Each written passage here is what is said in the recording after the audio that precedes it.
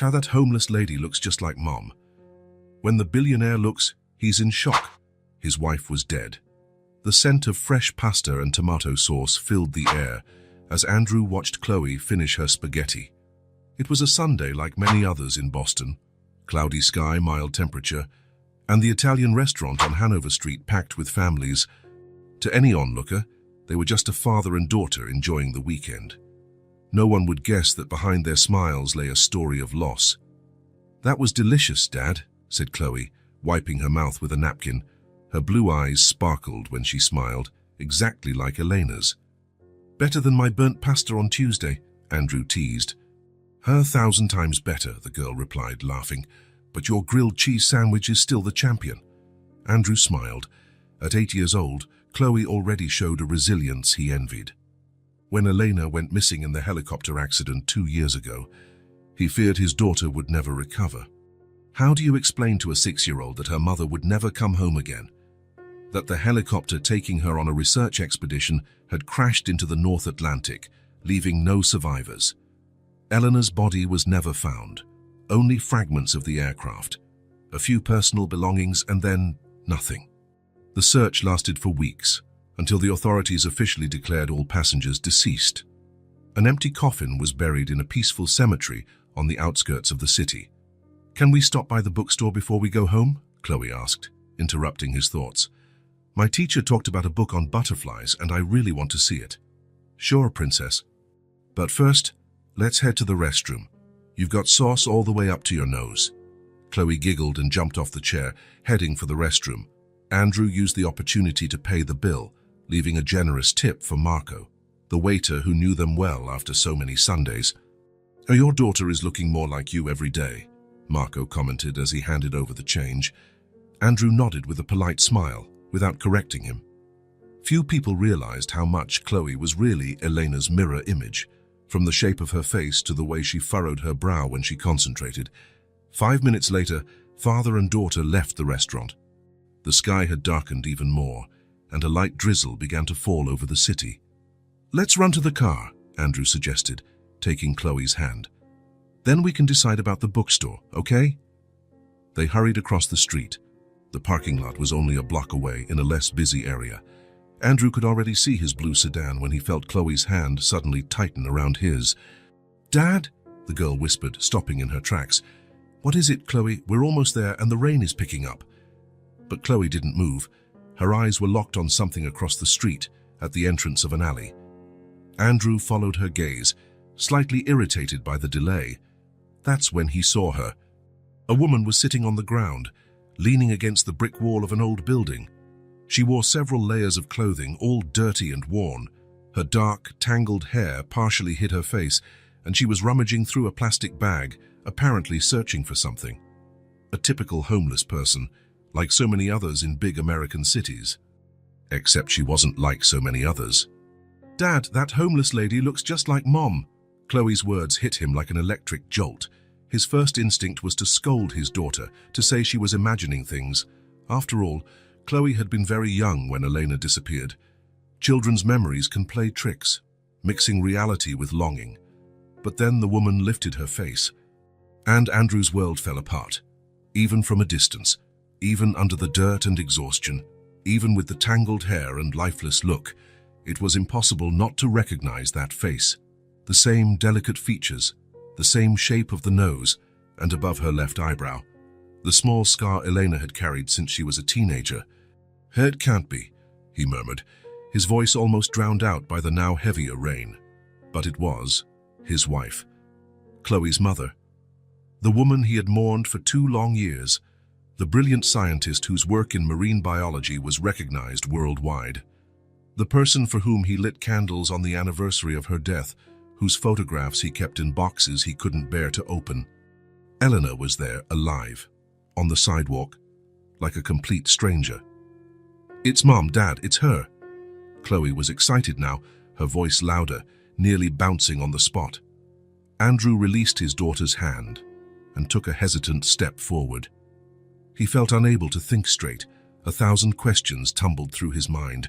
How was this possible? How had Elena survived the crash? Why was she on the streets? Why had she never come home to her family? "Stay here," he told Chloe, his tone firmer than he felt inside. He crossed the street like a sleepwalker, his eyes fixed on the woman. Each step felt like an eternity. The rain drenched his clothes, but he barely felt the cold drops on his face. "Eleanor?" he called out when he was just a few steps away. The woman raised her head abruptly. Her eyes, once vibrant and curious, now stared back at him without any spark of recognition, only fear and distrust. "Elena, it's me, Andrew." His voice caught in his throat. "Your husband." For a brief moment, something seemed to flicker in the woman's eyes. Maybe a memory, maybe just confusion. But then she stood up with a surprisingly swift movement, clutching her plastic bag. "Wait," Andrew pleaded, taking another step. "Please, I just want to talk." It was the wrong move. The woman recoiled, frightened, like a wild animal cornered. When Andrew reached out to her, she spun around and ran into the alley, disappearing into the shadows and the rain. "Elena!" Andrew shouted, running after her. But when he turned the corner into the alley, there was no one in sight. Only dumpsters, soggy cardboard boxes, and locked service doors. She was gone. Again. "Dad!" Chloe had followed him, ignoring his order to stay put. She stood at the alley's entrance, small and drenched under the rain, her wide eyes fixed on him. "Was that really Mom?" Andrew returned to her, shaking. His whole body felt like fragile glass on the verge of shattering. How could he answer that question? How could he explain something he himself didn't understand? I don't know, sweetheart." It was the most honest answer he could give. "She looked a lot like her." "But I'm sure," Chloe insisted. She had the same smile when she looked up. Andrew knelt down so he was eye level with his daughter. Rain poured down their faces like tears. "Chloe, listen," he said, holding the girl's delicate shoulders. "Mom went through a very serious accident. Everyone believed she didn't survive. But she's alive. She's here. If it really is her..." Andrew took a deep breath, trying to organize his thoughts. "Something very serious must have happened. She seems different. Maybe she doesn't remember us, or who she is." Chloe's eyes filled with tears, but they weren't sad tears. They carried a fierce determination, a hope Andrew hadn't seen in years. "We have to find her, Dad. We have to bring her home." In that moment, something stirred inside Andrew. The disbelief and shock gave way to a firm resolve. He wiped the rain from his face and picked Chloe up, shielding her from the relentless downpour. "Yes, we're going to find her," he promised, hurrying back to the car. "And we'll figure out what happened." On the drive home, Chloe fell asleep in the back seat, exhausted by the emotional roller coaster. Andrew drove in silence, his mind racing. He'd have to be methodical, check shelters, talk to social services, return to that place every day until he found her again. Elena was alive, and this time he wouldn't lose her. Parking in the garage of their home in Newton, a quiet Boston suburb, Andrew looked at his sleeping daughter in the rearview mirror. For the first time in 2 years, he felt a genuine spark of hope. "We'll bring your mum back," he whispered, more to himself than to Chloe. "I promise." Andrew didn't sleep that night. Lying in the bed he had once shared with Elena, he stared at the ceiling while scenes of their encounter replayed in his mind like a broken film. Her empty eyes, the fear on her face when he tried to approach her, her desperate dash into the alley. Could it really have been Elena, or just a stranger with similar features, conjured by his desperate mind?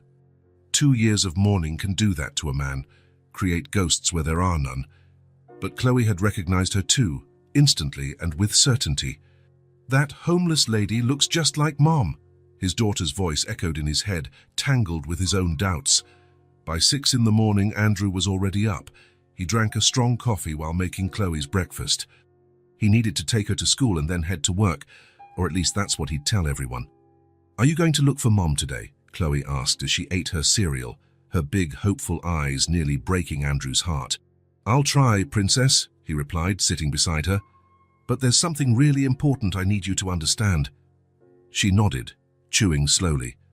"It might not be Mom. It might just be someone who looks like her." "It was her, Dad, I'm sure." Andrew took a deep breath.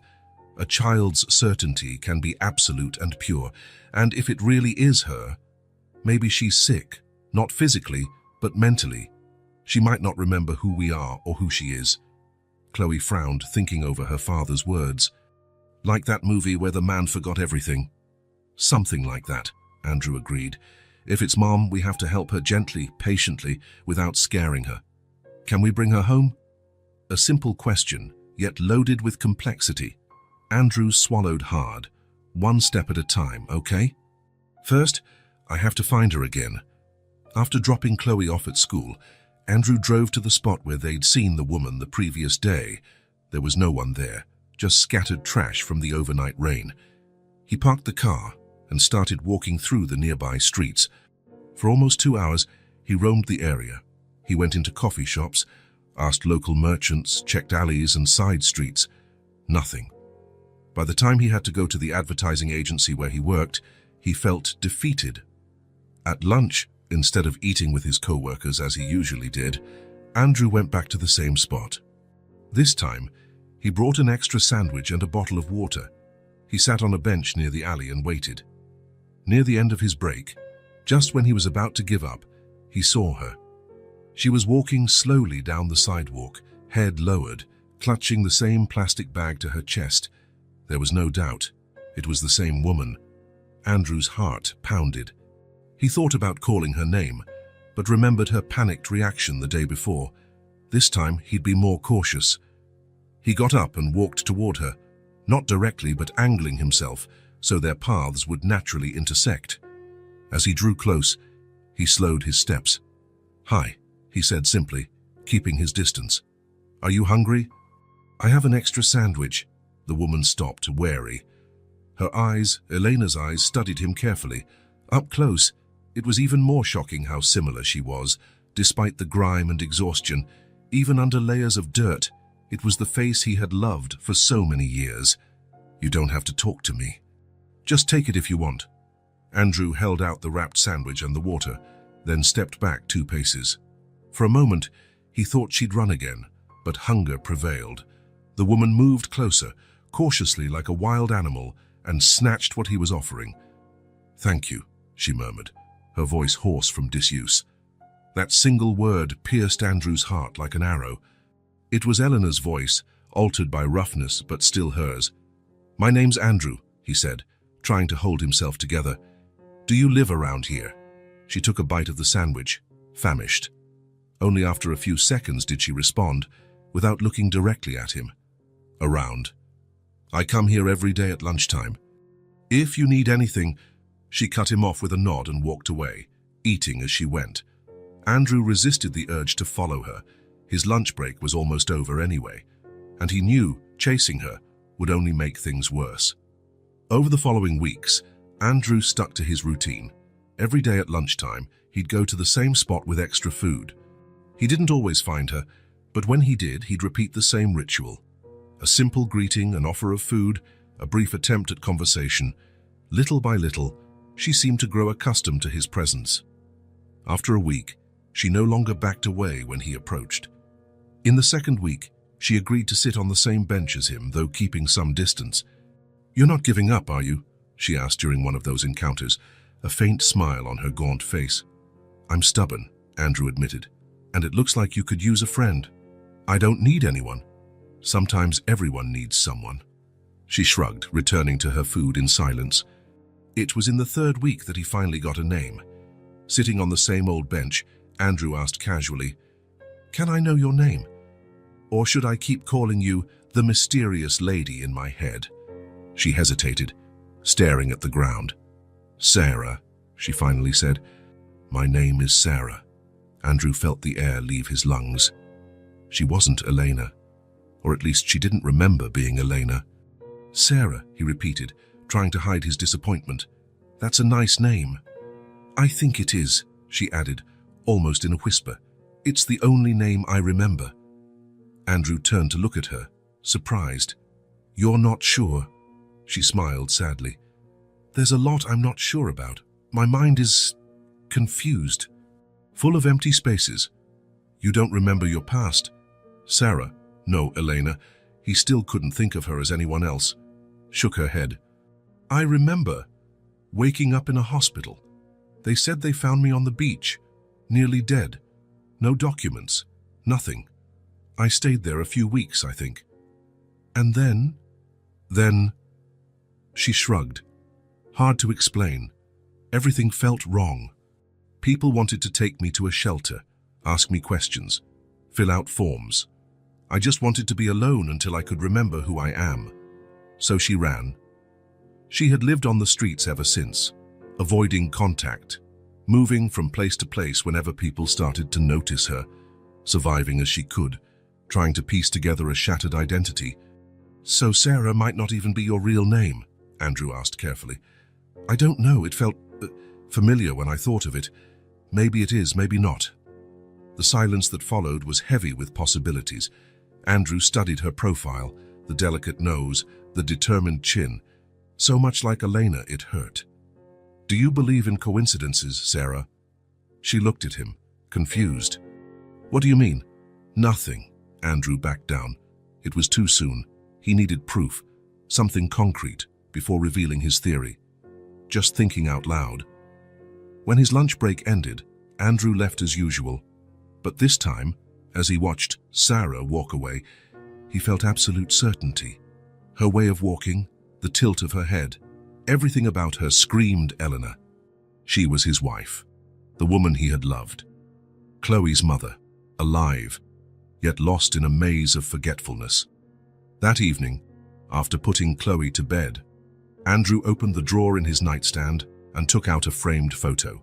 It showed 3 happy people, him, Eleanor and Chloe, smiling during a picnic in the park a year before the accident. Tomorrow, he decided, he would take the picture with him. It was time to bring Elena back. The day dawned with a different light in Boston. The clouds that had ruled the sky all week finally gave way, allowing a faint sun to shine on the streets. Andrew watched the sky through the window as he sipped his coffee, the photograph resting on the table in front of him. He had slept poorly, waking up every hour, his mind too restless to rest. Each time he woke, the same question tormented him. How do you tell someone they're not who they think they are? How do you tell Sarah that she might actually be Elena?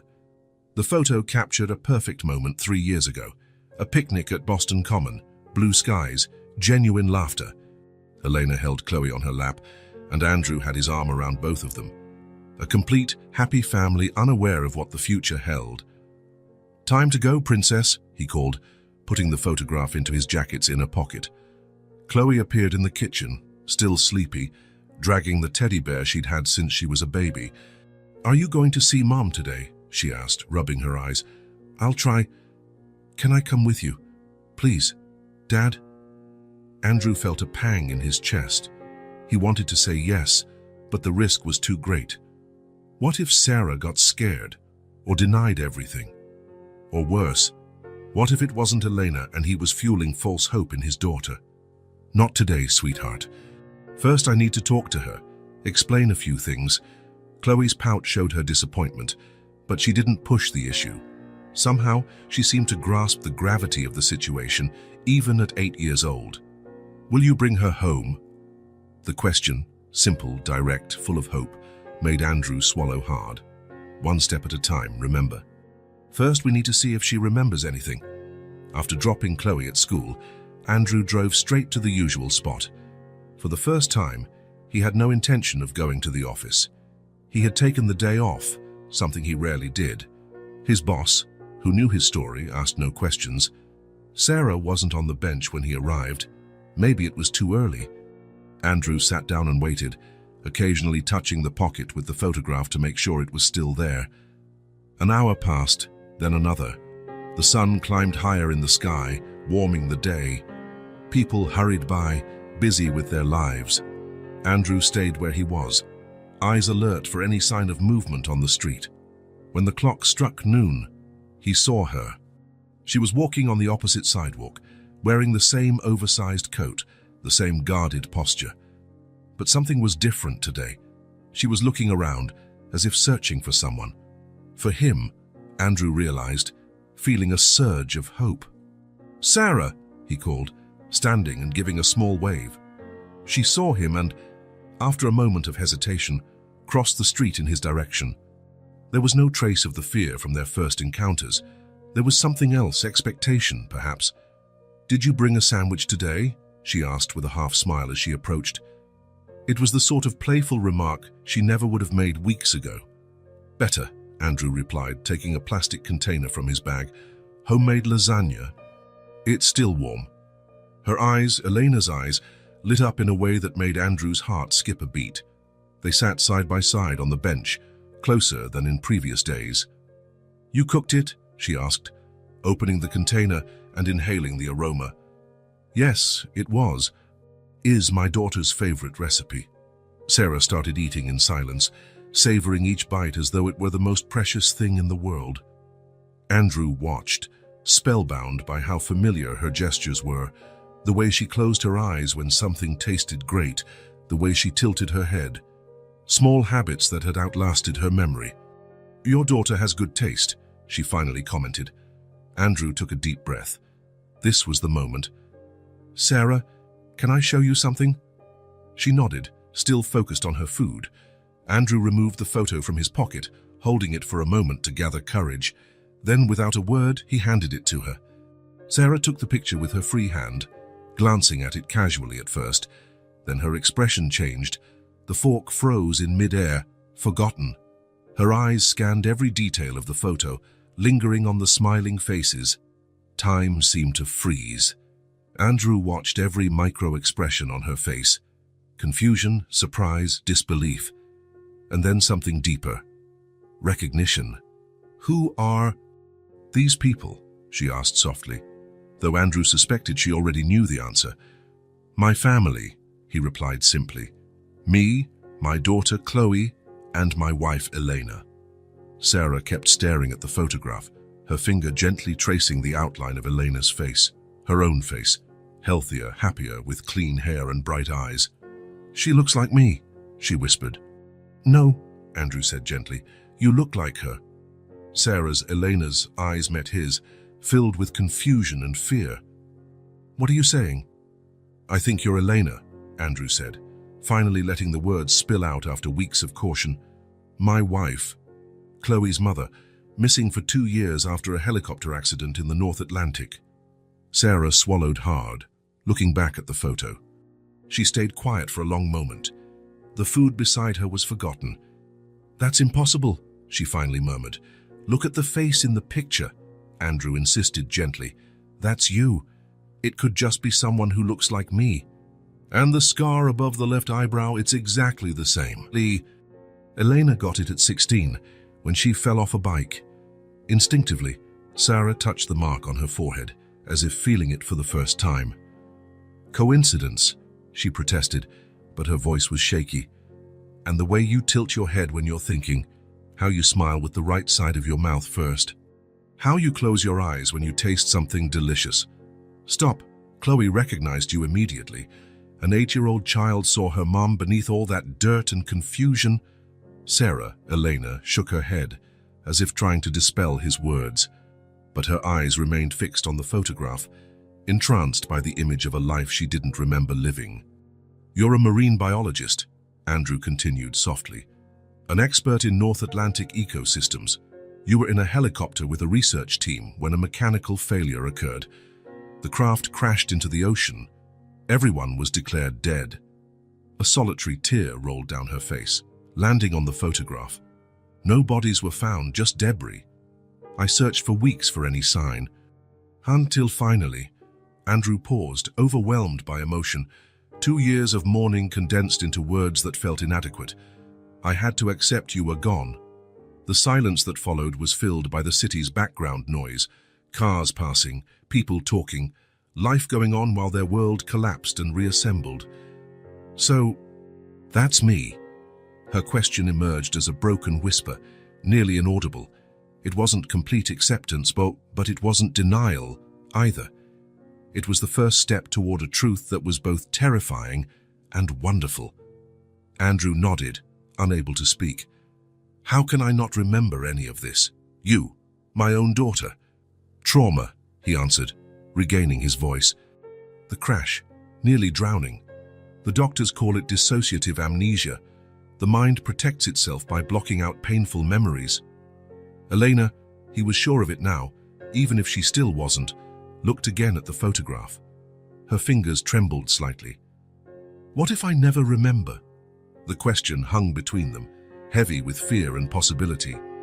Then we'll build new memories, Andrew replied simply. Together. She closed her eyes for a moment, taking a deep breath. When she opened them again, something was different. Not total recognition, but an openness, a willingness. What happens now? She asked. Andrew offered his hand, not touching her, just holding it out. Come with me. You don't have to decide anything today. Just come see a safe place, take a hot bath, eat a decent meal, rest in a real bed. Elena looked at his outstretched hand, then at the photograph, and finally back to Andrew's face. I'm so scared, she confessed. I know, but you're not alone anymore. After what felt like an eternity, Elena reached out and took Andrew's hand. It was the first real touch they'd shared in 2 years, a simple gesture that meant everything.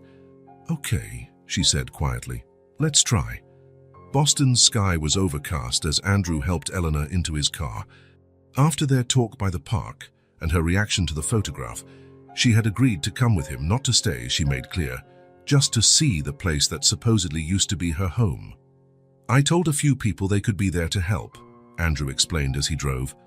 A nurse to check your health and a psychologist if you feel like talking. Elena nodded in silence, eyes fixed on the passing scenery outside the window. The plastic bag with her few possessions stayed clutched on her lap. Is it far? She finally asked. Just a few more minutes. We live in Newton, a quiet suburb. When they arrived, Andrew parked in front of a 2-story brick house with a small garden. It looked welcoming, tasteful without being ostentatious. Elena observed it with visible apprehension. You don't have to go in if you don't want to, Andrew assured her, turning off the engine. We can come back another day. Elena took a deep breath. No, let's go now. Inside, Nurse Susan was waiting, along with Dr. Maria Silva, a psychologist specializing in trauma and amnesia. Chloe was still at school. Andrew had arranged for a neighbor to pick her up for a few hours, giving Elena time to adjust to the new surroundings. Elena's first contact with the house was quiet and cautious. Her eyes scanned every corner of the living room, the sofas, the photos on the walls, the small decorative items, as though searching for something familiar, but also dreading it. Please, sit, Susan invited, indicating the couch. I'd like to check your vitals, if that's okay. Elena perched on the edge of the couch, stiff, still clinging to her bag. She allowed the nurse to take her blood pressure and temperature, answering mechanically when asked about her health. She was underweight and slightly dehydrated, Susan concluded, but with no immediate serious issues. Dr. Silva approached next, maintaining a respectful distance. How do you feel in this space right now? She asked gently. Strange, Elena answered, looking around. Like I'm trespassing in someone else's house. That's normal. Don't force anything. Just allow yourself to be here, observing, sensing the environment. Andrew showed Elena the guest room on the first floor, which he had prepared for her. Clean sheets, soft towels, some basic new clothes in the drawers. Nothing belonging to the old Elena, to avoid overwhelming her. You can lock the door if you want, he explained. Your space, your rules. She nodded, grateful for the consideration. Could I take a shower? Of course, the bathroom's right there. You'll find everything you need. While Elena showered, Andrew had a brief talk with the professionals. The nurse left vitamins and nutritional recommendations. The psychologist arranged regular visits without pressure. Go slowly, Dr. Silva advised. Traumatic amnesia is a defense mechanism. The mind blocks what it isn't ready to process. Forcing memories can do more harm than good. After a long shower, Elena emerged from the room wearing the new clothes, her clean hair revealing the natural dark brown shade Andrew knew so well. She looked more relaxed, though still cautious. The real test came 2 hours later, when Chloe returned from school.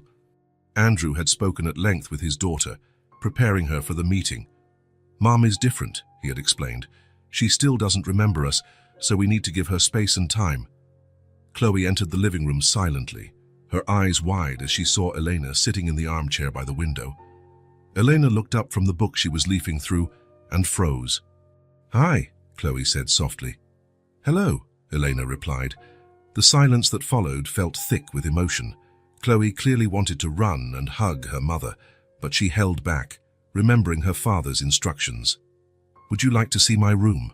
she finally asked. Elena looked at Andrew as if seeking guidance. He just offered an encouraging smile. "Maybe another day," she responded gently. Chloe tried to hide her disappointment, but her bright eyes betrayed her sadness. She nodded, forcing a small smile, and went upstairs to her room. The first nights were the hardest. Elena would wake with a start, disoriented, not recognizing her surroundings. Once, she walked into the bathroom and screamed at her reflection in the mirror. Her clean face and combed hair so different from the Sarah she was used to. During the day, she mostly stayed in her room, only coming out for brief, silent meals. She observed the house like an intruder, studying photographs and objects with clinical detachment. When Chloe tried to get close, Elena tensed up, finding excuses to step away. "She hates me," Chloe cried to her father one night after another failed attempt at interaction. "She doesn't hate you, Princess," Andrew assured her, hugging her. "She's scared. She's afraid of disappointing you, of not being the mother you remember." Slowly, almost imperceptibly, small changes began to happen. On the fifth day, Andrew noticed Elena had spent time looking at Chloe's drawings taped to the refrigerator door. On the sixth, he found her standing at the door of Chloe's room, peering in without entering. A week after her arrival, Elena was in the living room when Chloe came home from school. Instead of leaving as usual, she remained seated, tense but present, while the girl talked about her day. The conversation was short and superficial, but it was a start. By the 10th day, Andrew discovered one of Chloe's children's books in Elena's room. On the 12th, he saw her examining a collection of seashells that Chloe kept in a colorful box. The approach was slow, almost imperceptible, but real. Like a wild animal gradually getting used to human presence, Elena began to lower her defenses, allowing small moments of connection with her surroundings and especially with Chloe. The psychologist explained that this behavior was normal. The absence of declarative memories didn't mean an absence of emotional connections. The brain may not remember, but the heart sometimes recognizes. "Give her time," Dr. Silva advised. "She's finding her way back in her own time." One night, 2 weeks after Elena's arrival, Andrew passed by Chloe's room to give the usual goodnight kiss and found a surprise. Elena was sitting on the edge of the bed, listening attentively as Chloe showed her a science notebook. He quietly backed away, not wanting to interrupt the fragile moment. Elena still wasn't the mother Chloe once knew, but she was someone trying to find her place in that family, in that home, in that life that felt both strange and familiar. Small steps, small victories. Andrew knew the road ahead would be long, but for the first time since finding Elena on that rainy sidewalk, he felt true hope. Not of restoring the past exactly as it was, but of building something new from the fragments, something equally precious and valuable. Mornings at the Taylor house had acquired a new routine. Andrew was always the first to wake up, making coffee while Chloe got ready for school, and Eleanor, still hesitant to embrace that name, usually came downstairs last, once the girl was nearly done with breakfast. It was an unspoken arrangement that worked for everyone, especially Elena, who still felt uneasy during family moments. But that Tuesday morning, Andrew found Chloe sitting alone at the kitchen table, her cereal untouched, her school uniform on, but her gaze fixed on the backyard through the window. She wasn't her usual cheerful self, just a heavy silence unusual for an 8-year-old. "Good morning, Princess," Andrew greeted, leaning in to kiss the top of her head. "Everything okay?" Chloe shrugged, still looking out the window. Andrew sat next to her, noticing how much her profile resembled Elena's. It sometimes hurt to look at. "What's wrong?" he asked quietly, sensing something was bothering her. Chloe finally turned to look at him, her blue eyes welling up with tears. "She's never going to remember me, is she?" she asked, her voice small and shaky. Andrew felt his heart constrict. He didn't have to ask who Chloe meant. "Why are you thinking that now?" "Last night I tried to show her my shell collection. I thought she'd like it because—" Chloe hesitated, swallowing.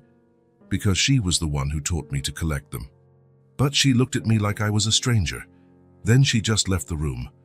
A silent tear rolled down Chloe's face, and she wiped it away with her sleeve. "I try not to be annoying. I try to give her space like you said. But it hurts, Dad. It really hurts." Andrew pulled his chair closer, hugging his daughter and feeling her tremble slightly against him. How could he explain something so complex, so painful, to a child? How to balance honesty with hope? "Chloe, remember when we talked about the accident?" he began softly, choosing his words carefully. "How sometimes the brain protects itself by blocking out painful memories?" The girl nodded against his chest. "She lost her memory in the crash, but we need to be patient. She deserves the chance to come back, and you deserve to have your mother back." Chloe pulled back a bit to look him in the eye. "But what if she never remembers? What if she stays this way, distant forever?" That was the question Andrew also asked himself on many sleepless nights. The possibility that terrified him. What if the Elena they knew never truly returned? "Even if her memories don't come back all the way," he finally said, "she can still create new memories. She can learn to love us again in her own way. It might be different, but it'll still be love." "How do you know?" "Because it's already happening, even if you haven't noticed. Have you seen how she looks at your drawings sometimes? How she stands at your door sometimes? She's trying, Chloe, at her own pace." Chloe thought about his words, her face gradually relaxing. "So what do? We keep being ourselves. We show her who we are, without forcing her to be who she was before. We give her time, space, if she needs it. And most of all, we don't give up on her." A noise on the stairs interrupted them. Eleanor was coming down, dressed in jeans and a simple sweater. New clothes they had bought together the previous week, a small victory in rebuilding trust. "Good morning," she greeted, pausing when she noticed she'd interrupted something. "Good morning," Andrew replied with an encouraging smile. "Coffee?" Chloe discreetly wiped her face and forced a smile. "I made a new drawing yesterday," she said, in a visible effort to act normal. "Want to see it later?" Elena looked surprised at the direct offer, but nodded after a moment. "Sure, after breakfast." The silence that followed wasn't as heavy as in the early weeks. It held a different quality, less tension, more a natural quiet among people still getting to know each other. In the days that followed, Andrew noticed a subtle shift in Chloe. Her disappointment had been replaced by an impressive determination for someone so young. Instead of waiting for Elena to come to her, she began leaving little traces of herself around the house. Carefully made drawings on the coffee table, favorite books forgotten on the couch, her shell collection arranged artistically in the hallway. They weren't obvious pleas for attention, but gentle invitations for Elena to glimpse Chloe's world. Small gestures that said, "I'm here whenever you're ready." And slowly, Eleanor started responding. One afternoon, Andrew came home to an unusually quiet house. Worried, he looked for Elena and Chloe, finding them in the living room. Elena was on the sofa, flipping through one of the family photo albums she had previously avoided. Chloe was on the rug, drawing, apparently immersed in her art, but occasionally glancing up to watch Elena. It was like a careful dance, moving closer without intruding, being present without pressuring. "I found this on the bookshelf," Elena said when she noticed Andrew. "Chloe said I could look at it." The album contained photos of Elena's pregnancy and Chloe's early years. Andrew sat at a respectful distance, letting her continue exploring. "You look beautiful," he commented, pointing to a photo of Elena, 8 months pregnant, smiling at the camera with her hands on her belly. "I seemed happy," she observed hesitantly. "You were. We all were." Elena turned more pages, occasionally tracing the photo edges with her fingers. When she reached an image of herself holding newborn Chloe, she stopped. Something in her expression changed, not exactly recognition, but a deeper emotion. "Can I put it away now?" she asked, suddenly closing the album.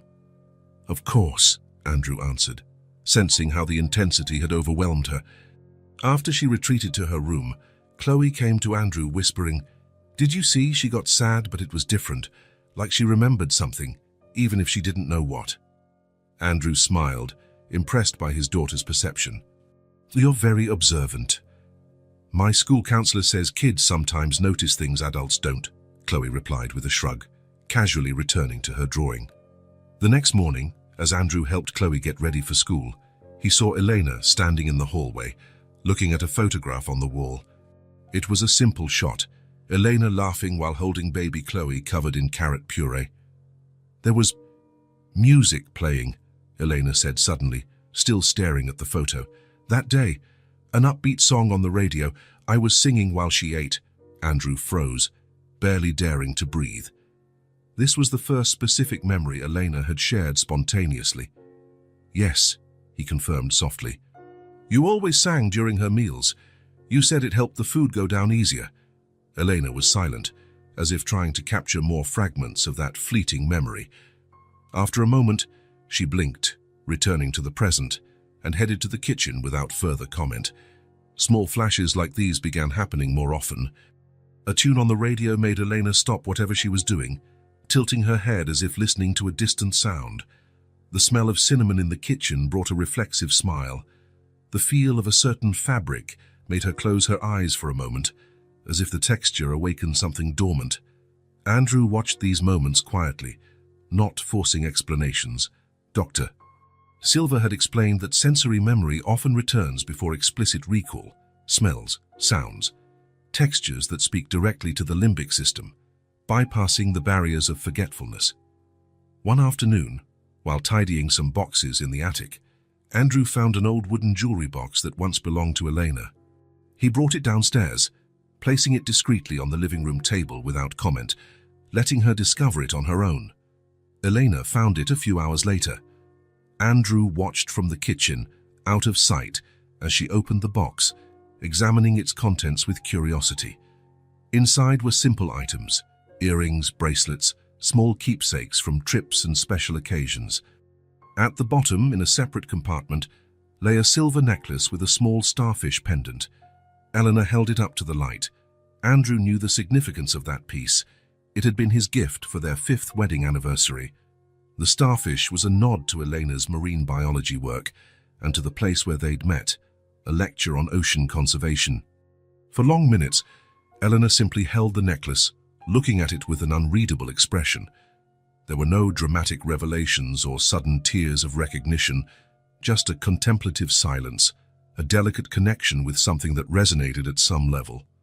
Finally, she put the necklace around her neck, adjusting it as if it were a familiar gesture. Andrew felt a lump in his throat, but held back. Quiet affection, steady patience, these were the only ways forward on this journey of rediscovery. The most significant night came almost a month after Eleanor's arrival. Andrew had gone to a work meeting and returned late, finding the house quiet and partially dark. The babysitter who'd stayed with Chloe had already left a note saying the child was asleep and that Eleanor had stayed mostly in her room. Climbing the stairs carefully so as not to wake anyone, Andrew noticed a light under Chloe's door. It was slightly ajar, allowing him to see inside without being seen. Elena was sitting on the edge of the bed, watching Chloe sleep. Her face, usually guarded, displayed a softness Andrew hadn't witnessed since her return. For several minutes, she just sat there, motionless, as though memorizing every detail of the sleeping girl's face. Then, in a gesture so natural it seemed unconscious, Elena reached out and gently stroked Chloe's hair, brushing it away from her forehead. It was such a familiar maternal gesture that Andrew's eyes stung with tears he fought to hold back. Chloe smiled in her sleep, turning slightly toward the touch. Elena seemed startled by her own action, looking at her hand as though it belonged to someone else. But instead of withdrawing as she would have weeks earlier, she stayed, continuing to softly stroke her daughter's hair.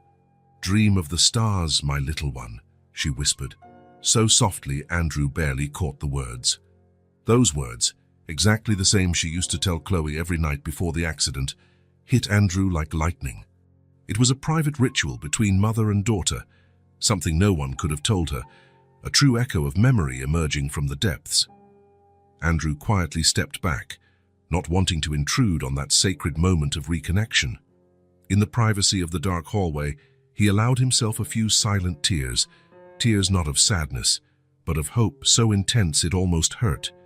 The next morning, Chloe bounded downstairs for breakfast, her face glowing with excitement. "Dad," she exclaimed as soon as she saw him, "last night Mom came into my room." "Really?" Andrew replied, feigning surprise. "I kind of woke up a little," Chloe continued, lowering her voice as though sharing a secret. "And guess what she said? The special phrase, Dad. 'Dream of the stars, my little one.' Just like before." Chloe's joy was contagious, her face lit by renewed hope. Andrew smiled, genuinely sharing her happiness, but staying calm in his response. "That's wonderful, Princess. So that means she's remembering, right? She's coming back." Andrew knelt, bringing himself to his daughter's eye level. "It means there are parts of her that never really left, but we have to keep being patient. We can't rush her, you understand?" Chloe nodded solemnly. "I won't tell her I know. It'll be our secret." "That's a great idea," Andrew agreed. When Elena came downstairs for breakfast a few minutes later, there was no outward sign she'd done anything significant the night before. She greeted Chloe and Andrew with her usual reserve, poured herself some coffee and sat down. But something in the air had changed, a new quality, less tense, more hopeful. Watching Chloe animatedly talking about her school project as Elena listened with genuine interest, Andrew felt profoundly grateful for his daughter's open, resilient heart. Through Chloe's unconditional acceptance, without demands or expectations, something was awakening in Elena, not just fragmented memories, but a deeper connection that transcended amnesia. The path would be long, he knew. There would be setbacks, tough days, moments of doubt. But for the first time since finding Elena in that rainy street, Andrew felt quietly certain that no matter how much she remembered, they were on the right track, not to reclaim exactly what they'd lost, but to build something new and equally precious from the pieces, with patience, with time, and above all, with the steady love that, like water over stone, was slowly cracking the wall of amnesia. Dr. Lawrence's office was on the 6th floor of an elegant building in downtown Boston. Unlike traditional medical facilities, the space was decorated for warmth, soft pastel walls, comfortable chairs, and serene artwork. Nothing that might trigger memories of hospitals or trauma. Elena took in every detail with wary eyes as she waited beside Andrew in the reception area. Her hands wouldn't keep still, one moment smoothing the hem of her blouse, the next flattening a non-existent crease in her pants. Andrew recognized these signs of anxiety, but respected her silence. It had been hard enough convincing her to come. "Are you sure this is a good idea?" she had asked after Andrew first mentioned the specialist. "What if some memories are better off lost?" It was a valid question, one Andrew had asked himself many times. But the small moments of connection in recent weeks, the phrase whispered in Chloe's bedroom, her reaction to the old necklace, the instinctive recognition of tastes and sounds, convinced him Elena was ready for this step. "Dr. Lawrence specializes in traumatic amnesia," he explained gently. "He's not interested in forcing anything, just helping you integrate the memories that are already resurfacing." After days of hesitation, she finally agreed. Now, sitting in the waiting room, it looked like she was second-guessing the decision every passing minute. "We can leave if you want," Andrew offered. Elena drew a deep breath and shook her head. "No. We need to try." The office door opened, and Dr. Lawrence emerged, a middle-aged man with a calm demeanor and keen eyes behind thin-framed glasses. "Mrs. Taylor," he called out in a steady voice. Elena stood up, hesitant. She glanced quickly at Andrew, a silent question in her eyes. "Do you want me to come in with you?" She considered briefly, then shook her head. "I think I need to do this alone." Andrew nodded, hiding his surprise. In the first weeks after her return, Elena would hardly have had the confidence to face an unknown situation without him close by. The fact that she did now was, in itself, a sign of progress. The session lasted almost 2 hours. Andrew flipped through all the magazines in the waiting room, checked his emails, and still had time to gaze out at the Boston skyline through a panoramic window, wondering what was happening behind that closed door. At last, the door opened, and Dr. Lawrence invited Andrew to join them. Seated side by side in the office, they listened as the doctor explained his approach, a combination of cognitive behavioral therapy, assisted memory recovery techniques, and possibly mild hypnotherapy. The plan was 3 sessions a week at first. "We're not aiming for complete recovery," he clarified, looking mostly at Elena. "That rarely happens in cases like yours. Our goal is to help you integrate the fragments that resurface into a coherent narrative that makes sense for who you are now." "What if the memories never fully return?" she asked, voicing the fear Andrew knew haunted her. "Then we work with what we have," the doctor replied honestly. "You're more than your lost memories, Elena. You're also the person you're becoming now." On the drive home, Elena remained silent, staring out the window as Boston's bustling streets gave way to Newton's tree-lined suburbs. Only when they pulled into the driveway did she speak. "He wants to start tomorrow, 3 times a week. How do you feel about that?" She let out a long sigh. "Scared." He was honest, said it could be painful. "I'll have to relive some things to process them properly." Andrew nodded, understanding her apprehension. "It's your choice, Elena. No one is going to force you." "What if I choose to stay as I am?" she asked, turning to face him. "Neither Sarah nor Elena. Just someone in between." The question hung between them, laden with meaning. "Then we'll find a new path from there," Andrew replied simply. "Together." The first week of therapy established a difficult pattern. Elena came back from her sessions emotionally drained, often retreating to her room for hours. Dr. Lawrence had warned that such reactions were normal. The brain was doing the hard work of reprocessing the blocked experiences. On the 5th day, Andrew found her sitting on the bedroom floor, back against the wall, eyes fixed on the empty space. "Rough day?" he asked from the doorway. Elena looked up at him, her eyes red from recent tears. "I can't do this anymore," she rasped. "Each session is like opening a wound that's barely begun to heal." Andrew entered and sat next to her on the floor, keeping a bit of space between them. "You want to stop?" "Yes," she answered immediately, then hesitated. "No, I don't know." She let out a humorless laugh. "It's like having 2 people inside me fighting for control. One wants to uncover everything. The other is terrified of what she'll find." They sat in silence for a few minutes, listening to the distant sound of Chloe playing in the backyard. "I want to quit," Eleanor finally said. Andrew took a deep breath, choosing his words carefully. "Do it for our daughter," he said softly. "She deserves to have you back." Elena turned her face toward the window, where Chloe's laughter drifted in. "What if I can't be what she needs? Even if I get all my memories back, what if I can't be the mother she lost?" "Then you'll be a new version, different, but no less valuable. No less loved." Something in his words seemed to reach Eleanor deeply. After a long pause, she nodded. "I'll keep going. For now." It was in the 2nd week that the first genuine memories started to emerge. They didn't come as full narratives, but as intense sensory flashes, disconnected fragments appearing without warning. Dr. Lawrence advised Elena to spend more time in places meaningful to her former life and to expose herself to various sensory stimuli, music, smells, tastes that once felt familiar. A major breakthrough happened on a Wednesday afternoon. Andrew had placed an old music box on the coffee table, a gift Elena's parents had given her as a child, something she'd always kept nearby. When she opened it, and its gentle melody began to play, something changed in her expression. "My mom," she murmured, closing her eyes.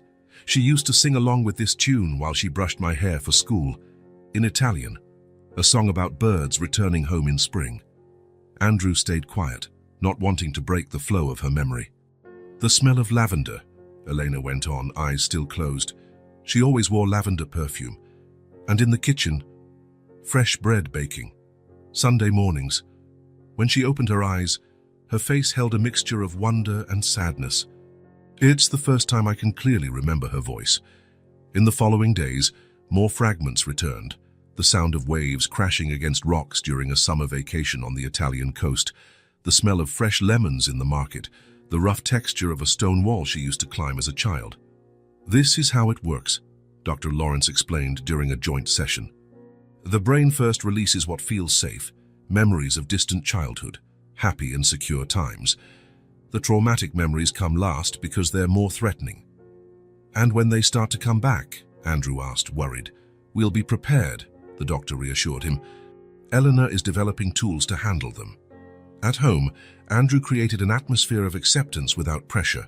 Chloe, perceptive beyond her years, adapted to her mother's pace, offering small acts of affection without expecting immediate reciprocity. Flowers from the garden on the bedside table. A drawing slipped under the door. Gentle invitations to join in small activities. By the third week of therapy, during dinner, Elena surprised everyone with a question. "How did we meet?" Andrew nearly dropped his fork. It was the first time she'd directly asked about their shared history. "At a conference on marine conservation in San Diego," he answered, trying to keep his voice casual despite his excitement. "So you were presenting your work, and I was covering the event for a science magazine. Was it love at first sight?" she asked with a slight smile. Andrew laughed. "Not exactly. You thought my questions were superficial, and I found you intimidating. But we ended up discussing conservation policies in the hotel cafe until dawn, and somehow it worked." Elena listened intently, as if trying to fit this story into a space inside her that still felt empty. "I can't see it," she admitted with frustration. "It's like hearing about someone else." "Don't force it," Andrew said gently. "Doctor, Lawrence says it'll come when it's ready." That night, in the quiet of her room, Elena revisited her memory journal, a suggestion from Dr. Lawrence to record each recalled fragment. As she skimmed through the pages, she noticed a pattern. Most of the memories involved a sense of safety, belonging, connection. "I was loved once," she wrote on the final page. "And maybe I still am." She closed the journal and turned off the light, falling asleep with a serenity that had been rare in recent weeks. Perhaps that's why the nightmare, when it came, felt all the more devastating by contrast. She was falling. The roar of the wind mixed with the metallic screech of the failing helicopter, voices shouting instructions, prayers, goodbyes. The violent impact with the water, cold darkness, strapped in by her seatbelt as icy water flooded the cabin. Burning lungs. One last thought, Chloe, Andrew, before everything went black. Elena woke up screaming, jolting upright in bed, her whole body trembling. She was disoriented, unable to distinguish the nightmare from reality, still feeling the freezing water filling her lungs. Andrew, awakened by her scream, hurried down the dark hallway to her room. He found her sitting on the bed, eyes wide in terror, breathing fast and shallow. "Elena!" he called from the doorway, careful not to startle her more. She didn't respond, seeming not to notice his presence.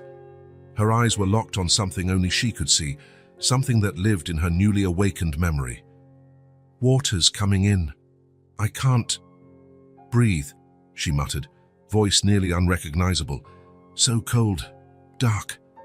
Andrew approached slowly, sitting on the edge of the bed. "Eleanor, you're safe," he said firmly. "You're home. It was just a dream." Gradually, her eyes focused on him, the terror giving way to confusion. "Andrew?" "Yes, it's me. You had a nightmare." She blinked several times, as if adjusting her vision between two worlds. Then, without warning, she slipped off the bed and onto the floor, curling against the wall, hugging her knees. Deep sobs shook her body. "I remembered," she said through tears. "The accident, the fall, the water. There were 5 of us. Nobody made it." Andrew settled quietly beside her on the floor, leaving a little space, allowing her to process the avalanche of memories. "It felt so real," Eleanor continued, wiping her face with trembling hands. "Not like a dream, like it was happening right now. I heard their voices, saw their faces." She trailed off, not needing to finish. Andrew knew the official reports. Everyone else had died on impact or drowned. Elena alone had survived through some inexplicable miracle. "I don't know what's real," she confessed, looking at him with tearful eyes. These memories feel like someone else's life. But the pain, the fear, they're so real. You can be whoever you choose, Andrew said softly. With or without all your memories. Elena stared at him for a long moment, as if searching his face for something. I'm so scared, she finally admitted, her voice barely above a whisper. Scared of what I might remember. Scared of what I might never get back. Andrew extended his hand, palm up between them, an invitation, not an imposition. After a moment's hesitation, Elena placed her hand on his. It's okay now, he said, gently enclosing her fingers. You're not alone. We're here with you. We'll get through this together. They stayed like that for a long time, sitting side by side on the floor of her dark room, hands joined in silence. Elena's sobs eventually subsided, her breathing slowed. Then, in a move that surprised them both, she leaned her head on Andrew's shoulder. He hesitated for only a moment before wrapping an arm around her, feeling her slight tremors against his chest. It was the longest physical contact they had shared since her return, not a clinical or tentative touch, but a genuine embrace, given and received willingly. They spoke no more words that night. They weren't necessary. The language of comfort needed no explanations or promises. As the first rays of morning light slipped through the curtains, Eleanor fell asleep against Andrew's shoulder, exhausted by the night's emotional storm. He stayed still, ignoring the discomfort of the position, afraid that any movement might disturb the first truly peaceful sleep she'd had in weeks. He knew the nightmare, painful as it was, represented real progress. Dr. Lawrence had explained that traumatic memories need to be accessed and processed to lose their destructive power. That agonizing night was, paradoxically, the beginning of genuine healing. Looking at Elena's sleeping face, Andrew felt a cautious surge of hope. The road ahead would still be long, filled with more nightmares, more tears, more moments of doubt and confusion. But now they had something they didn't before, the certainty that they wouldn't walk this path alone. Winter arrived in Boston with leaden skies and the first snow of the season. Tiny white flakes floated lazily down, turning the cityscape into something magical and hushed. From the kitchen window, Eleanor watched the snow accumulate in the backyard as she prepared breakfast, a responsibility she had gradually taken on in recent weeks, though no one mentioned how significant a simple domestic act could be. 2 weeks had passed since the night of the nightmare, since that vulnerable moment they had shared on the bedroom floor. Something had changed after that, as though the terror of reliving the crash had opened a door once locked. Dr. Lawrence explained the nightmare had been a milestone, Elena's mind finally feeling safe enough to process the core trauma that triggered her amnesia. Since then, the memories had begun returning, not just in isolated fragments, but in whole sections of her previous life. They weren't all her memories, nor did they follow a neat chronological order. They were scattered pieces of a huge puzzle, but meaningful pieces that offered glimpses of a bigger picture. "Good morning." Chloe's sleepy voice brought Elena back to the present. The girl entered the kitchen still in her pajamas, dark hair messy from sleep, rubbing her eyes. "Good morning, Chloe," Elena replied naturally, unaware of the significance of what she had just said. Only when she noticed Chloe's surprised expression did she realize this was the first time she'd called her daughter by name without hesitation, without that barely perceptible pause she used to make, as if she had to remind herself who the girl was.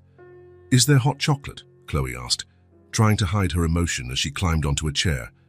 "I'm making it," Elena smiled, turning toward the stove where a small saucepan heated milk.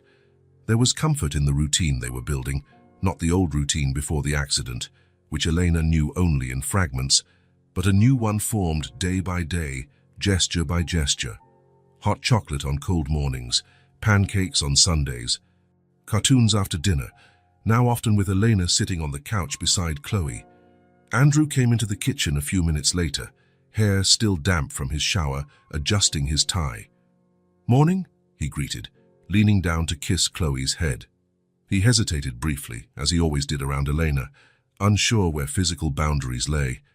To his surprise, she broke the pattern that morning. She stepped forward and handed him a cup of coffee, deliberately brushing her fingers against his. "Milk and a little sugar," she said quietly, the way you like it." The glance they exchanged was brief, but laden with meaning. Eleanor had just shown she remembered something as personal as Andrew's coffee preference, a minor detail, but intimate, not learned by recent observation since he always made his own coffee. "Thanks," he said, his voice a little rough with emotion. Breakfast proceeded under an air of almost surreal normalcy. They talked about the day ahead, Andrew's important meeting at the advertising agency, Chloe's school field trip to the Science Museum, Elena's therapy session that afternoon. As Andrew got ready to leave, Elena surprised them again. "Chloe, don't forget your gloves. The blue ones are in the right pocket of your coat." The girl looked at Elena, eyes wide. "How did you know I like the blue ones best?" Elena blinked, momentarily confused, then smiled. "I'm not sure, I just did." Once Andrew had taken Chloe to school, Elena sat in the now quiet living room, trying to make sense of what was happening. These short circuits in her memory, these sudden connections, knowledge that surfaced unexpectedly, as though it had always been there. Dr. Lawrence had explained that this is often how recovery occurs in such cases, not like a movie played in reverse, but like islands of memory emerging from an ocean of forgetfulness until the islands start linking, forming a continent. That afternoon, after her session with the psychiatrist, Eleanor returned home to find Chloe already there, books spread out on the kitchen table for homework. The neighbor who usually picked her up had just left. "How was your field trip?" Eleanor asked, hanging her coat on the rack by the door. "It was great," Chloe replied, focused on her notebook. "We saw a T-Rex skeleton and the ocean exhibit. There was a giant octopus." "A giant octopus?" Eleanor laughed, sitting at the table. "That might be the giant squid model. You always mix up squids and octopuses." The words slipped out naturally, without a second thought. But as soon as she said them, Eleanor realized their meaning. How could she know Chloe always confused squids and octopuses? Chloe noticed too, her eyes going wide with amazement. "You remembered!" she burst out, nearly dropping her pencil. "Mum, you remembered!" Elena didn't correct the use of mom as she once did. Instead, she gave a tentative smile. "I think I did. It was like an image in my head. You were younger, maybe 5, pointing at a squid in a book and calling it an octopus." Chloe practically leaped from her chair, running to the living room cabinet. She returned seconds later, carrying a big hardcover book about marine creatures. "This one," she said, opening it to a page with a squid. "You gave it to me on my 5th birthday. We always read it together because you studied the ocean." Elena took the book, running her fingers over the colorful illustration. A wave of familiarity washed over her, not just with the book, but with the moment she'd just recalled. A real memory, complete with emotional context. "We used to play a game with this book," she said slowly, letting the memory unfold. "I'd hide little treasures between the pages, shells, colorful pebbles, and you had to find them." "The underwater treasure hunt," Chloe exclaimed, jumping with joy. "It was our favorite game on rainy days." Eleanor looked at her daughter's excited face and felt something shift deep inside, a profound, visceral recognition beyond mere intellectual memory. A bond that had never truly disappeared, only gone dormant. When Andrew arrived home from work that evening, he found them in the living room, surrounded by open books and small seashells scattered across the rug. The sight stunned him, not just the activity, but the sound of Eleanor's laughter. She was laughing, a sound he hadn't heard in over 2 years. "What's going on here?" he asked softly from the doorway, not wanting to break the spell. "We're playing an underwater treasure hunt," Chloe exclaimed gleefully. "Mom remembered how to do it." Andrew looked at Elena, who smiled back at him with an expression that was equal parts joy and a little embarrassment. "The memories are coming back. Not all, not in order, but they're returning." Dinner that night was unlike any they'd had since Elena's return. For the first time, there were no awkward silences or forced attempts at conversation. They chatted, laughed, and shared stories about their day with a natural ease that felt like a small miracle. Chloe took center stage, determined to make the most of every minute with this new mother emerging from the shadows of amnesia. Elena answered her questions, sometimes with certainty, sometimes admitting she didn't remember a particular event or detail.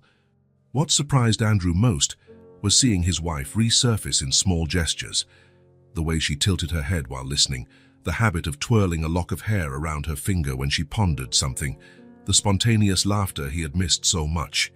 She wasn't the exact same Elena from before the accident. Perhaps that version would never fully return. She was someone new, formed by fusing the old Elena with the woman who had emerged from the tragedy. And there was a certain beauty in that transformation, Andrew thought. In the days that followed, more memories returned, some trivial, others deeply significant. Eleanor started moving around the house more confidently, finding objects in drawers without needing to ask, cooking meals she used to make years ago, recognizing neighbors by name when they walked by. One morning, while getting ready for another session with Dr. Lawrence, Eleanor paused in front of the hallway mirror. For weeks after coming back, she'd avoided her reflection, startled by the face she didn't recognize as her own. But today, she stood there, examining herself, not with alienation, but with acceptance. She traced the outline of her face, her hair now healthier, her eyes more alive each day. She smiled at her own reflection, not that uncertain smile of someone trying to convince herself, but a serene smile, like meeting an old friend. After her session, instead of going straight home, she asked the taxi driver to drop her off at a nearby shopping center. It was the first time she'd gone out alone for something other than medical appointments. Andrew had given her a credit card weeks ago, but she had never used it, feeling she had no right to the resources of a life she didn't remember building. Today, however, she had a purpose in mind. She walked directly to a department store, heading to the women's section with determination. There, among hangers and shelves, she let her hands brush various fabrics, assessing colors and styles until she found what she was looking for, a simple navy blue dress with small white details around the collar. "It's very similar to one you used to have," the friendly saleswoman commented as Elena tried it on. "It goes perfectly with your eyes." Eleanor didn't explain that she chose it precisely for that reason, because she remembered that other dress Andrew used to love, which she had worn on so many special occasions. When she got home, she went straight upstairs, avoiding the guest room where her belongings still were. Instead, she opened the main bedroom closet, the one she had once shared with Andrew, and after a moment's hesitation, she slid the hangers aside, examining the clothes that had waited for her for 2 years. At the back, in a garment bag, was the dress she'd been seeking, the original almost identical to the one she'd just bought. She carefully removed it and laid it on the bed beside her new purchase. That evening, when Andrew returned from work, he found her in the backyard, sitting on the swing they'd installed under the apple tree years ago. She was wearing the old dress, the one he loved, and gazing at the sunset with a serene expression. "Elena," he called softly, approaching. She turned to him and smiled, a full, unguarded smile. "I found it at the back of the closet," she explained, smoothing the dress's fabric. "It still fits." Andrew sat beside her on the swing, leaving a small space, not wanting to crowd her. But Elena scooted closer until their shoulders touched. "Chloe's not home yet," she asked. "Her piano teacher called. The recital is next week, so they're practicing a bit longer today." Elena nodded, absorbing that information. Piano. She started at 6. She hated it for the first few weeks, then fell in love once she learned to play that song from the animated movie about the little robot. Andrew looked at her, surprised by the precise recollection. "You remember all that?" "Not all," she admitted, gently swaying the swing with her feet. "There are still gaps, big empty spaces, but every day I get more puzzle pieces." They sat quietly for a few minutes, watching the sky change color as the sun sank below the horizon. The cool evening breeze carried the scent of damp earth and autumn leaves. "Doctor, Lawrence says some memories may never fully return," Eleanor finally said, "especially those directly tied to the trauma. How do you feel about that?" She thought for a moment before answering. "In the beginning, it felt unbearable. How could I be myself without all my memories? But now," she paused, choosing her words, "now I understand I'm more than the sum of what I've forgotten. I'm also who I choose to be every day." Andrew felt a tightness in his throat, moved by her insight. This was Elena, not just the one who recalled past details, but the one whose essence transcended memory, whose wisdom never failed to surprise him. They heard a car pulling up outside, followed by Chloe's enthusiastic voice thanking her friend's mother for the ride. Moments later, the girl came bounding around the side of the house, stopping abruptly when she saw her parents together on the swing. Her eyes grew wide at the sight of the blue dress, something she knew from photos and special occasions before the accident. "Mum," she asked softly, as if afraid to break some magic spell. "Come here, sweetheart," Elena invited, extending her hand. Chloe came over and sat on the other side of her mother, completing the picture.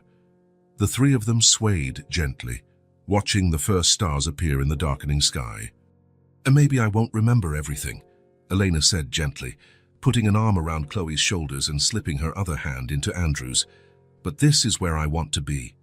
In the silence that followed, there was no more awkwardness, only reconnection.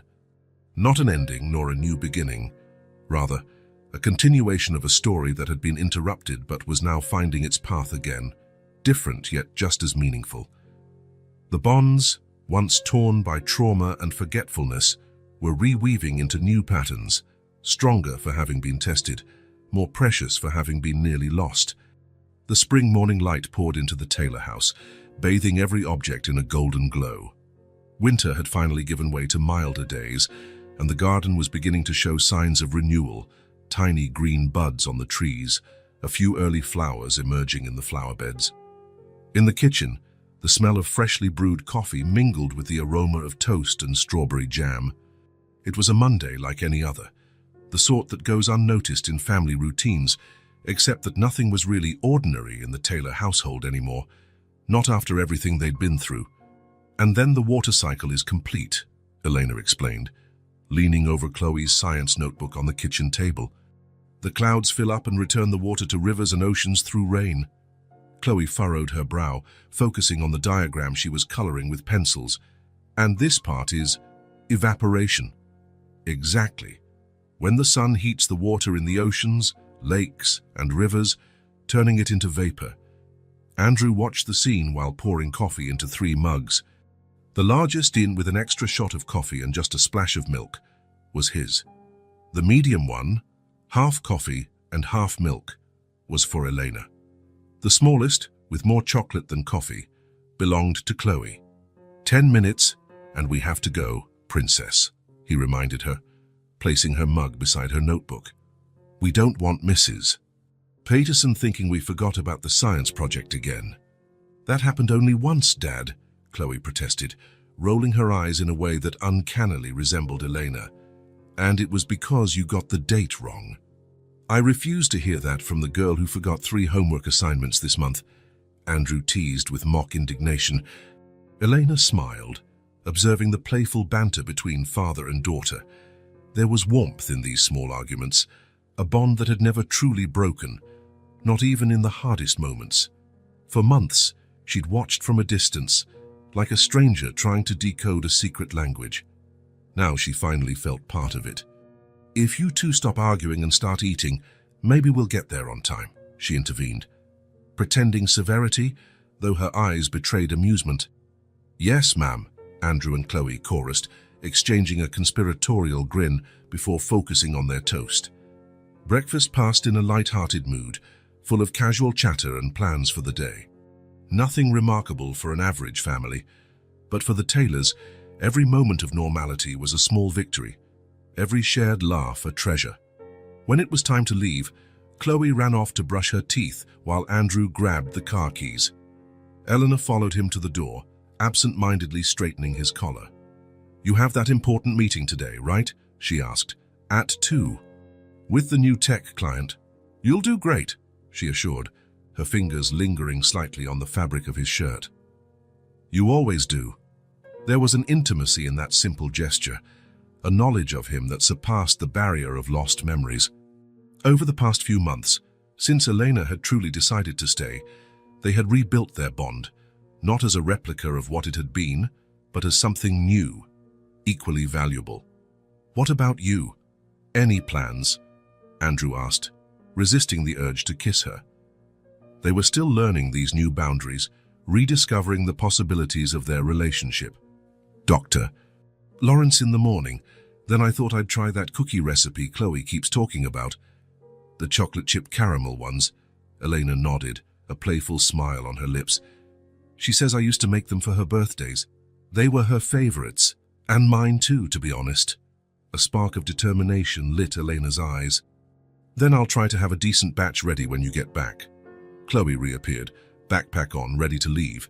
Elena knelt to fasten the girl's coat, closing the buttons that always went undone. Have a good day, sweetheart. I'll be here when you get home. Promise? Chloe asked, a faint echo of the old insecurity still surfacing now and then. I promise, Elena said solemnly, sealing it with a kiss on her daughter's forehead. As the car pulled away, Elena lingered on the porch for a moment, watching until it disappeared around the corner. There had been a time, not too long ago, when every goodbye sparked anxiety, an irrational fear that those who left might not return. Now she finally felt secure enough to let them go, confident they would come back. The following weeks settled into a routine that gradually felt both familiar and comfortable. Eleanor took on more responsibilities in the household and in Chloe's life, not out of obligation, but choice. She started with small tasks, helping her daughter organize her school books, putting away scattered toys, picking out clothes for the next day. Each shared task became an opportunity for bonding. Sorting books on the shelf, they'd talk about favorite stories. Gathering toys, they'd invent mini scenarios and characters. Simple gestures, mundane to most families, but for Elena and Chloe they signified rebuilding a connection almost lost forever. Dr. Lawrence, now seeing Elena once a month instead of weekly, observed her progress with professional satisfaction. How do you feel about the memories that haven't come back yet? He asked during one of these sessions. Eleanor paused, thinking carefully. At first it felt like mourning. I cried over what I'd lost and might never retrieve. Now, it's different. I feel like even without all my memories, I can still make a meaningful life. I'm not waiting to become who I was. I'm discovering who I am now. It was a profound change in perspective. The memories she'd regained, childhood moments, teenage fragments, pieces of her adult and professional life, formed a patchwork quilt, incomplete but enough to anchor her identity. The remaining gaps no longer tormented her. She had learned to live in the present, to find joy in who she had become, not just in who she once was. One pleasantly warm early summer afternoon, Elena gave in to Chloe's persistent suggestion that they bake cookies together. Andrew was out of town for work, and the quiet house provided the perfect setting for a small baking adventure. Which cookies should we make? Chloe asked, grabbing her apron from the pantry door. How about trying something new? Elena proposed. Maybe oatmeal chocolate chip cookies. Chloe made a dramatic grimace. Oatmeal is too healthy for cookies, Mom. Elena laughed, amused by her daughter's indignation. All right, you little sweet tooth. What do you suggest then? Those butter cookies you used to make when it rained, Chloe exclaimed, her eyes shining. With that sugar glaze that looked like snow. Elena hesitated.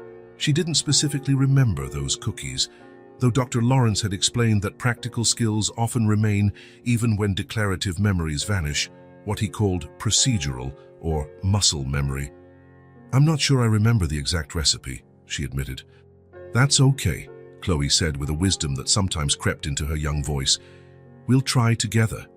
They moved around the kitchen gathering ingredients: flour, butter, sugar, vanilla. Elena felt an unexpected confidence, her hands seeming to know exactly what to do even when her mind wasn't certain. She measured flour without consulting a recipe, added a pinch of salt at the right time, and creamed the butter with sugar to the perfect consistency. Chloe watched in fascination as Elena moved with a skill that surprised them both, as though her body recalled what her mind did not. The precise motion to mix dough. The perfect moment before it got too sticky. Now comes the fun part, Elena said, rolling out the dough. Time to cut shapes. They worked side by side, cutting stars, hearts, and moons. Chloe's small hands moved enthusiastically, though a bit clumsily, while Elena's followed a familiar, practiced rhythm. When the cookies came out of the oven, golden and fragrant, Eleanor prepared the sugar glaze almost automatically. Exact measurements, perfect consistency, even a touch of vanilla extract for flavor. "Mom, you already knew how to do this," Chloe exclaimed, watching in awe as Elena decorated the cookies with skill worthy of a seasoned baker. "You remembered."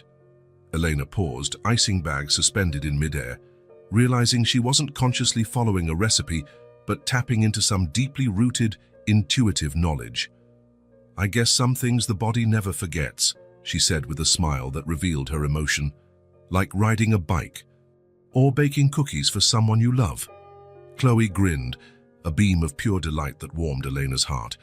They continued working in a companionable rhythm, frosting cookie after cookie, occasionally sneaking a taste while giggling whenever the colored icing spilled over the edges. Standing unnoticed at the doorway, Andrew watched the scene unfold. He'd come home earlier than planned, hoping to surprise them. Instead, he was the one surprised and deeply moved. Seeing Elena and Chloe together, sharing that moment of domestic joy, felt like witnessing a quiet miracle. It wasn't just Elena's skill that stirred him, though it was impressive how her hands remembered what her mind had forgotten. It was something deeper, the ease of their interaction, the effortless affection, the way they talked and laughed as though they'd never been apart. For the first time since Elena's reappearance, Andrew felt their home was truly being rebuilt. Not as an exact replica of what it had been, but as something new and equally precious, one gesture at a time, one shared laugh, one frosted cookie, simple pieces of normalcy forming something extraordinary. When he finally made his presence known, they greeted him with shouts of surprise and delight. Chloe ran to hug him, leaving flour marks on his shirt. Elena approached more slowly, but her smile was warm. "Welcome back," she said, handing him a cookie fresh from the oven. It was a simple, everyday phrase, but carried deep meaning for them both. Welcome back home. Welcome back to the life they almost lost. Welcome back to this new beginning they had forged together. Later that night, after Chloe was asleep, Andrew and Eleanor sat on the back porch, watching the stars begin to scatter across the dark sky. Between them sat a plate of the last cookies and 2 cups of tea. "How was your trip?" Eleanor asked, pulling a blanket over her knees against the cool night breeze. "Productive? Tiring?" Andrew paused, taking a sip of tea. "I missed you too." "We missed you too." They fell silent for a few minutes, a comfortable silence shared by people who don't need to fill every moment with words. "They're really good," Andrew commented at last, reaching for another cookie, "exactly like you used to make them." Eleanor smiled, gazing at the star-shaped cookie in her hand. It felt strange. My hands just knew what to do, like they had their own memory. Dr. Lawrence talked about that, right? Procedural memory. Yes, but experiencing it is different. She paused, thoughtful. "Makes me wonder what else my body remembers that my mind's forgotten." Andrew watched her, noticing the reflective glow in her eyes.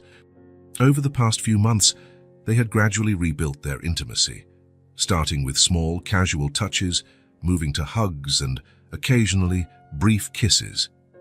They still went slowly, mindful of Elena's pace for rediscovering physical love. "There's no rush," he said gently, understanding where her thoughts led. "We have all the time in the world." Elena turned to face him, her expression solemn and determined. "That's what I realized today. Baking cookies with Chloe, I don't need to remember everything to live fully. I don't need every memory back to feel every emotion." She reached out, placing her hand on his where it rested on the arm of the chair. "I'm tired of waiting for the past to come back before living in the present," she continued. "Some memories may never return, and that's okay. I can create new ones." Andrew intertwined his fingers with hers, feeling the strength in that small gesture. "This moment right now is real," Elena said, gently squeezing his hand. "Our family, this home, the love we've rebuilt, all of it is real, even if there are gaps in the path that brought us here." Her words lingered between them, simple yet profound in their significance. It wasn't an end to the journey they'd traveled, but a new beginning, a rebirth built on a foundation of patience, courage, and steadfast love. The day had begun like any other. It ended as something more, a quiet milestone, confirming that they were finally home. Not home as it was, because nothing would ever be exactly the same again, but home as they were now, a reassembled family, imperfect yet real, with enough love to move forward one day at a time, one cookie at a time. The spring morning light poured into the Taylor house, bathing every object in a golden glow. Winter had finally given way to milder days, and the garden was beginning to show signs of renewal, tiny green buds on the trees, a few early flowers emerging in the flower beds. In the kitchen, the smell of freshly brewed coffee mingled with the aroma of toast and strawberry jam. It was a Monday like any other, the sort that goes unnoticed in family routines, except that nothing was really ordinary in the Taylor household anymore, not after everything they'd been through. And then the water cycle is complete, Elena explained, leaning over Chloe's science notebook on the kitchen table. The clouds fill up and return the water to rivers and oceans through rain. Chloe furrowed her brow, focusing on the diagram she was coloring with pencils. And this part is evaporation. Exactly. When the sun heats the water in the oceans, lakes, and rivers, turning it into vapor. Andrew watched the scene while pouring coffee into 3 mugs.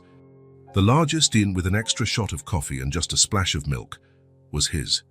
The medium one, half coffee and half milk, was for Elena. The smallest, with more chocolate than coffee, belonged to Chloe.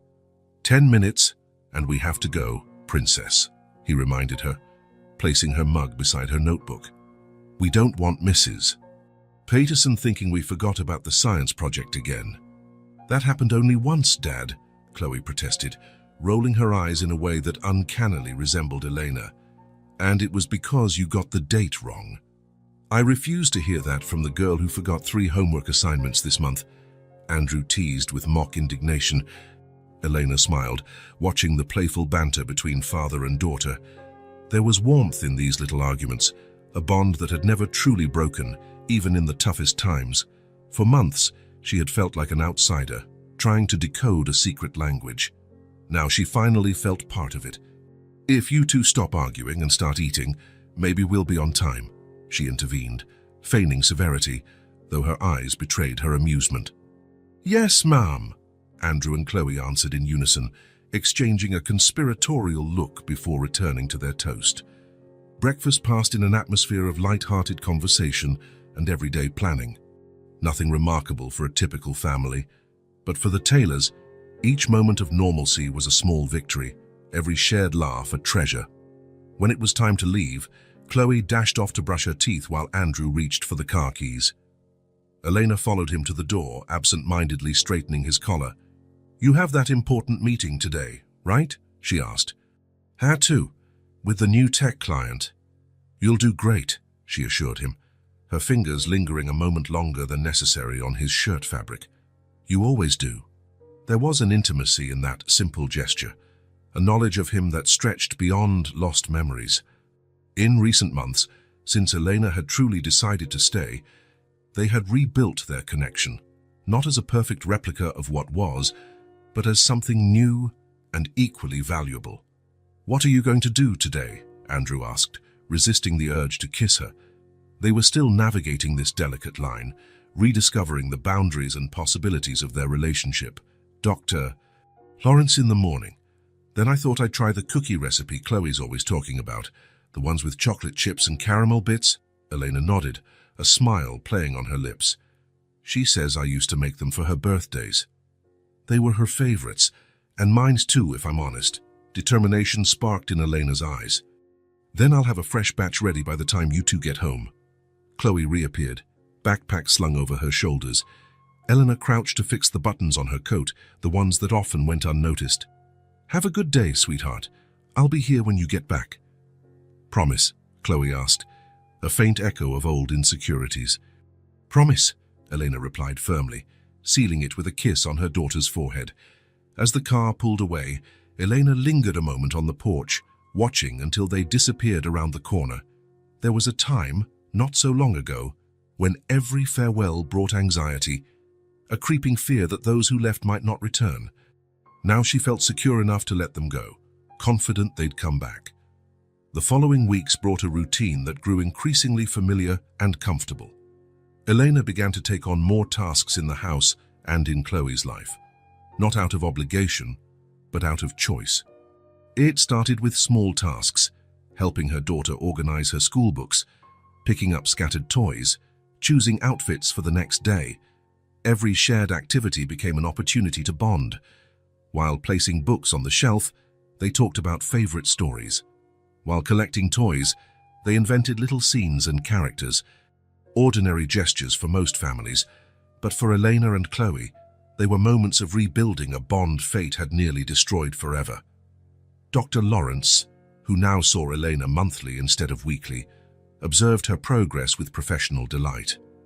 "How do you feel about the memories that haven't returned yet?" he asked in one of those consultations. Elena paused, carefully considering her words. "In the beginning, it felt like mourning. I cried over what I'd lost and might never get back. Now, it's different. I realize that even without all the memories, I can create a meaningful life. I'm no longer waiting to become who I was. I'm discovering who I am now." It was a profound shift in perspective. The memories that had come back, childhood snippets, fragments of her teenage years, parts of her adult and professional life, made up a patchwork quilt, incomplete but enough to ground her sense of identity. The persistent gaps no longer haunted her. She'd learned to live in the present, to find happiness in the person she was becoming, not just who she'd been. On a lovely early summer afternoon, Elena finally agreed to Chloe's long-standing suggestion that they bake cookies together. Andrew was away on business, and the quiet house offered the perfect backdrop for their little culinary adventure. "What kind of cookies should we make?" Chloe asked, grabbing the apron hanging by the pantry door. "How about trying something different?" Elena proposed. "Maybe oatmeal chocolate chip?" Chloe pulled a comically disgusted face. "Oatmeal is too healthy for cookies, Mom." Elena laughed, charmed by her daughter's dramatic reaction. "All right, you little sweet tooth. What do you suggest?" "Those butter cookies you used to make on rainy days," Chloe exclaimed, her eyes bright with excitement, "with that colored sugar icing that looked like snow." Eleanor hesitated. She didn't specifically recall those cookies, although Dr. Lawrence had explained that practical skills are often preserved even when declarative memories are lost, what he called procedural or muscle memory. "I'm not sure I'll remember the recipe exactly," she admitted. "That's okay," Chloe reassured her with the curious wisdom she sometimes displayed. "And we can figure it out together." They gathered the ingredients: flour, butter, sugar, vanilla. Elena felt oddly self-assured, her hands seeming to operate on instinct, even when her mind hesitated. She measured flour without a recipe, added a pinch of salt without second-guessing, and creamed butter and sugar to a perfect consistency. Chloe observed in awe as Elena moved around with a competence that surprised even her. It was as if her body remembered what her mind did not, the exact motion to knead dough, the perfect stage before it became too sticky. "Now for the fun part," Elena said, rolling out the dough. "We cut out shapes." They worked side by side, stamping stars, hearts, and moons into the dough. Chloe's small hands moved eagerly, sometimes clumsily, while Elena's followed a steady, familiar rhythm. When the cookies were baked, golden, fragrant, Elena prepared the icing as if on autopilot, precise measurements, perfect thickness, and a dash of vanilla essence. "Mum, you already knew how to do this," Chloe exclaimed, amazed at Elena's skillful decorating. "You remembered!" Eleanor paused, icing bag in mid-air, realizing she wasn't following any conscious directions, but tapping into a deeper, intuitive knowledge. "Some things the body never forgets," she replied with a moved smile, "like riding a bicycle or baking cookies for someone you love." Chloe grinned, a radiant smile that filled Elena with warmth. They continued decorating in comfortable harmony, occasionally sneaking a fresh cookie to sample, laughing when the sugar icing overflowed the edges. At the doorway, unseen, Andrew watched. He had come home earlier than expected, hoping to surprise them, only to be the one surprised and deeply touched. Witnessing Elena and Chloe together, sharing a small burst of domestic happiness, felt like witnessing a quiet miracle. It wasn't just Elena's cookie-baking prowess that stirred him, though it was astonishing that her hands remembered what her mind had forgotten. It was something more profound. The effortless interaction, the easy affection, the way they conversed and laughed as though they had never been separated. For the first time since Elena's return, Andrew genuinely felt their home was being pieced back together. Not as a perfect reconstruction of what it had been, but as something new and equally precious. One gentle gesture at a time, one shared laugh, one frosted cookie. When he finally stepped into the room, they greeted him with excited cries of joy. Chloe rushed to hug him, leaving flower prints on his shirt. Eleanor approached more slowly, but her smile was just as warm. "Welcome back," she said, offering him a still warm cookie. Such a simple phrase, one used every day, yet loaded with deeper meaning for them both. Welcome back home. Welcome back to the life that almost slipped away. Welcome back to the new beginning they'd forged together. Later that night, after Chloe was tucked in bed, Andrew and Eleanor settled on the back porch, gazing at the first stars appearing in the sky. They shared the last few cookies and sipped tea. "How was your trip?" Eleanor asked, draping a blanket over her knees to ward off the cool evening breeze.